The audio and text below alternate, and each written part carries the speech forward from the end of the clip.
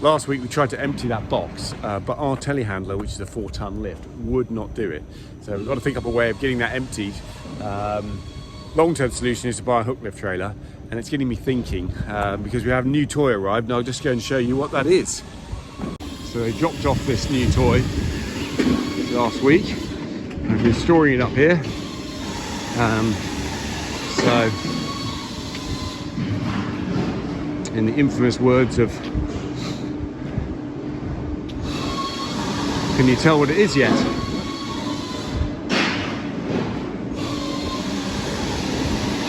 It's a beast of a heat exchange, and it's really to suck up all the excess heat that we've got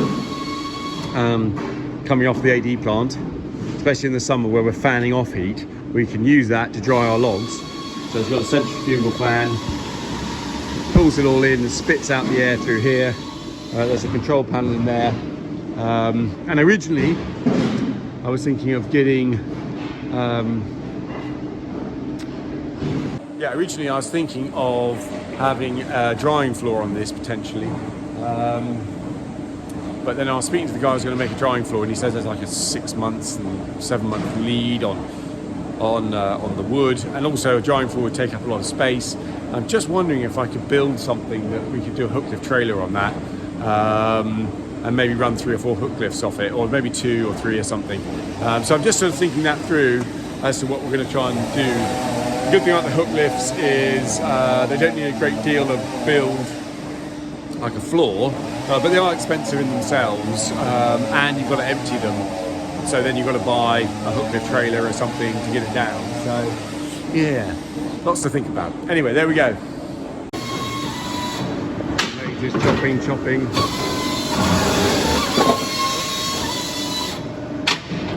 He likes his new hat. Okay, so we've got 2 chains on 2 machines, and we'll see if we can lift it up first thing. It has slightly dug into the concrete back there, into the tarmac, I should say, so that's another little problem we've got to deal with. But yeah, one thing at a time, as I say. Okay, so we've got it out of the holes. It was a little bit of a hair-raising experience for us, but she's now out and she's moving. This one will just pick it up, but with that and the macro, we managed to get it out. We'll just drag it back now. Really see the weight on those tyres. Dave's wearing his brown trousers today. Just to show you those holes, guys. We have to think of a slightly different solution for this. I thought with the bigger rollers it might be alright, but we're going to just drag it over, try and get some logs out the back and just alleviate the weight so we can put it up.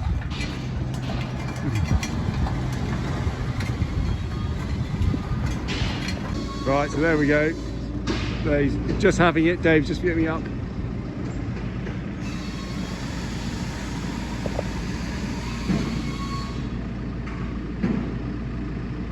Hopefully you said that. It's not looking very happy.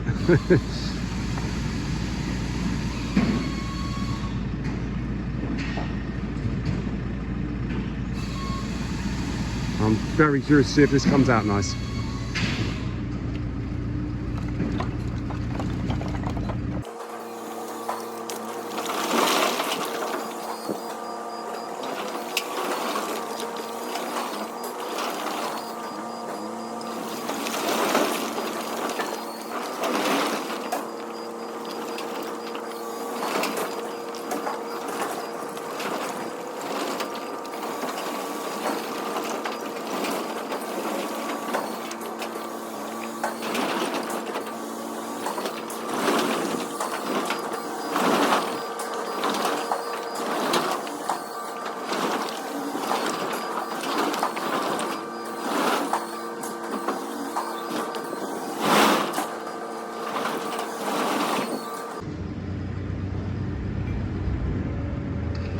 So that's what was in there.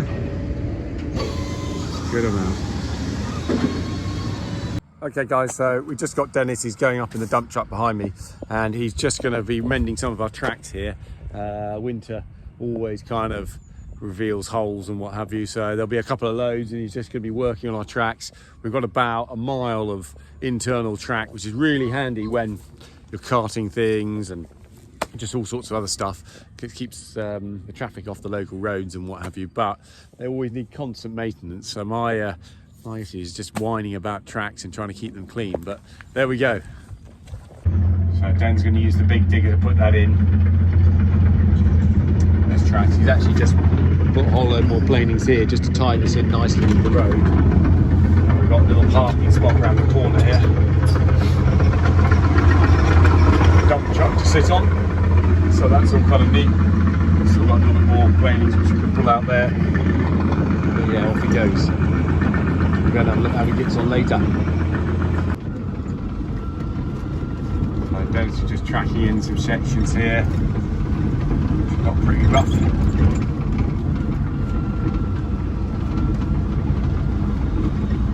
I'm going to take a look. There they are. That was quite potholy before for some reason. Just collecting a bit of water here, so yeah, still a bit damp, but hopefully that will just dry out and that will help kind of bind basically. So yeah.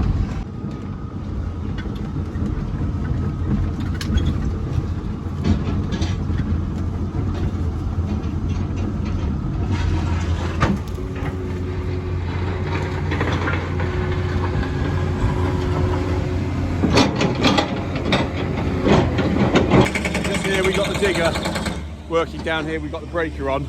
I'll just tell you what we're trying to do. Just create this area, crush up some of these big lumps of concrete that we've got here. We didn't have a crusher, so I just thought I'll borrow a break off a mate and we'll just use that as the system. So let's have a look what we've got.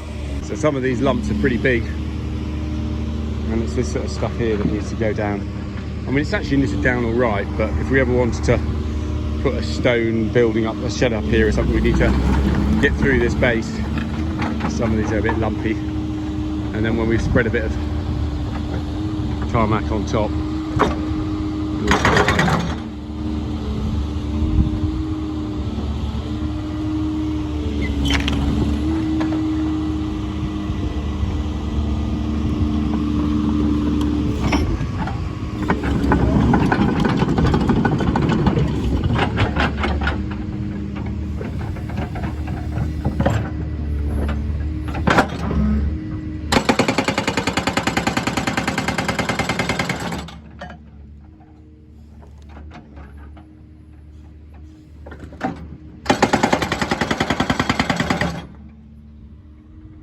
ideal.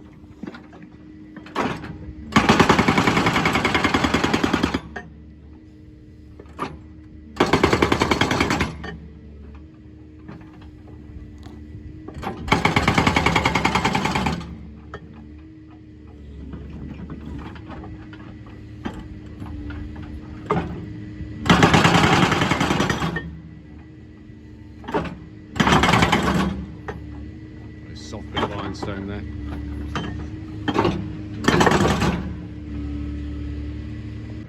So we've just sprung a leak on the arm here that powers the breaker. I've tightened it up as best I can. We'll give it another go. But otherwise it's done a good job just smashing up some of these stones, as you can see. So that's all nice stuff really. Track it back and forth a bit. Just a little bit more of that concrete to do over there. Okay, in the meantime, we're back in the wood yard. Kay's empty all the logs out of the kiln. We're going to start speeding up the drying time on that because the warm weather just means you can fly forward a little bit quicker on it. We've refilled the box, got another load of wood chip in the other box, so we're flying. We're going to have a look and see what Dave's up to on the chipper. Okay,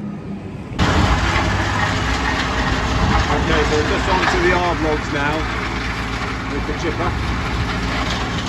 Dennis is there just mounding up all the fines which are gradually going to compost.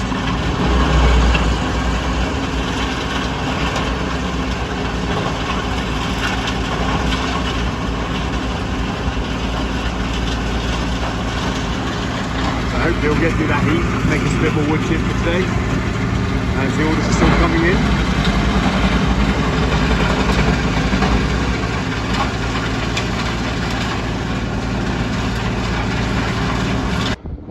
So guys, we had Jason come and put a new, who supports us on this, put a new O-ring through there. So that's stopped the oil leak. He also at the same time did the dump truck as well, because that had a leaking O-ring on that tyre. Meanwhile, we've been chipping. We've moved all that compost fines up into big heaps so that can be spread, and we've had a good go chipping. We had two lorry loads. Always find some interesting stuff in our waste. Brush, bit of metal on or something. But otherwise, we've only got a little bit left to do after a couple of days. So yeah, and it makes a lovely chip, I've got to say. Once it's gone through the screener as well, it does all right actually. But there we are. Nice. We've had 4 or 5 loads go out this week, so it's just important to keep it rolling, which is great. Good guys, we're just up in our top wood here. Tim's done a good job. I don't know whether you can see, but he's been forwarding everything out, so with the digger, and taking it up to the dump truck and then bringing it back to the yard. So we've got a bit of a motorway coming up and down through here, and we've got all these piles of brash here to which we can bring the chipper up and process through. There's going to be some nice meat in this, so it'll look all right. Some of this could almost be firewood, but by the time you start mucking about with it so much, you just sort of sometimes have to draw the line really. But yeah, anyway, it's all tidied up. We've had a good thinning out of there. It's kept us going until our Binderburger arrives, the 450. So yeah, it's looking pretty smart in here, and it's nice with all the work that we've done really, and all the thinning that's gone on. So yeah, good job. Okay guys, so we're just here up above the woodshed, and what we've got is actually the big digger now, and it's just raking through, using our land rake to rake through all the arb logs and separate out all the crud that comes in with it. We find that we get a lot of muck in there, and stone, and just all sorts of contaminants which aren't logs. I think when they're loading the logs into the lorry, they put it on planings, a bit of muck falls through and everything else. So that's what we're doing there with our land rake, and we're just going to take a look, see what kind of a job it's doing. There we are. That's trying to get through some of these last little bits here.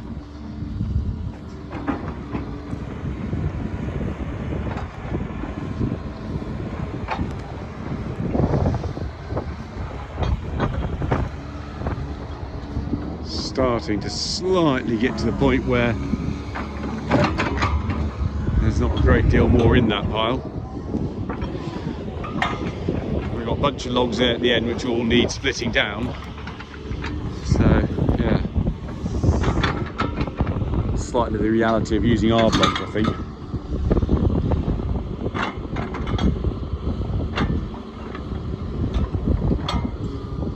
We haven't got a nice trommel or screen. This is the way you got to do it.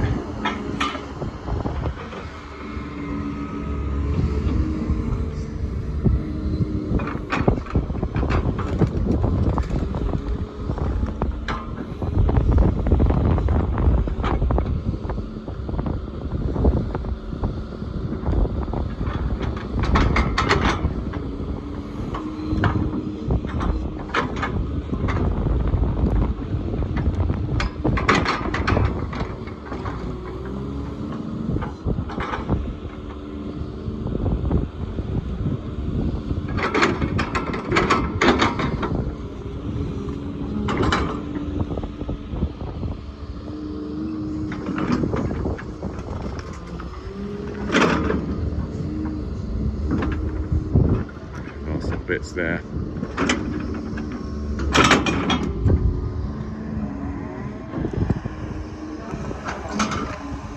So we're just here in clamp 1, our first clamp that we built. We've now used it all up, so that's about 2,500 tons that we've used since harvest time back in October. So yeah, halfway through, we've got about 70% of that clamp. But we're just doing the final tidy up, so just showing you the size of this one here. There we are. A couple of days feed there, and then yeah, off we go.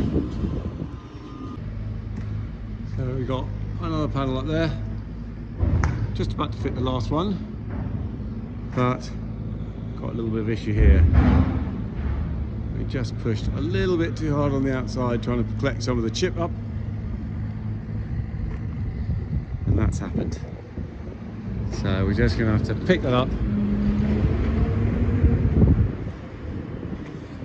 and pick this one up here, and then we can put that back in place and slot it back in.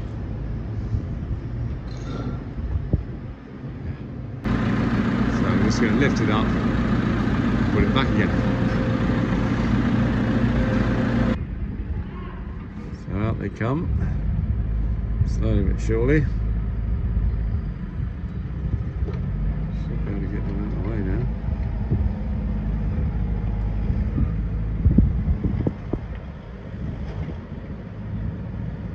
These 6 metre panels are quite long. Hopefully I'll get it back up again. So yeah, that's it for this week, guys. I hope you enjoyed watching, and we'll catch you next time.